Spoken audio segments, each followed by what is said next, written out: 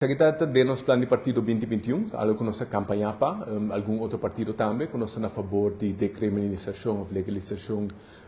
de cannabis, ora ma traga com a wetgeving a sugerir, mirando a evidência e dados, para se ele soft drugs, para ter que mais amplo que unicamente cannabis,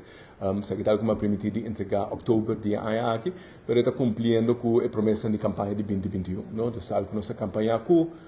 iniciativa está clara. Me quero entregar para mim como membro do parlamento para próximo parlamentário se não que name up a iniciativa tu costa clacaba não tem como name up o conceito ele me back ferratan vis aqui 6 para 8 semanas dus fundeshi e trajecto of o conceito já está claro para seguir proceder com ele o famous judicial trabalho duro de budget tem tratado na internacional dus eta hopi limitar dus eta construir maneira decriminalização pero se a lei que o aprovar de facto coffee shops, tudo isso não está abrindo, então está criar espaço para, em primeiro lugar, regular soft drugs que estão no mercado, para garantir que não está seguro, está dando a pessoa a liberdade para fazer decisão, a assumir sua culpa, que é que consumir, mas coisas que a pessoa não está fumando, a pessoa não está bebendo, tem a liberdade,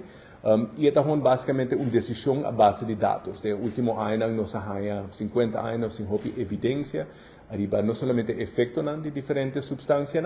mas também com diferente impacto na regulação a afetar a sociedade. De maneira mais visa, a experiência que o país tem com decriminalizar soft drugs, consumo a barra, lugar de subir. Muita quer dizer a direção que nós que vai. Um, consumo está barra, e dois, que nós temos mais recursos para dedicar na adicção e vamos a decriminalização ou legalização de soft drugs,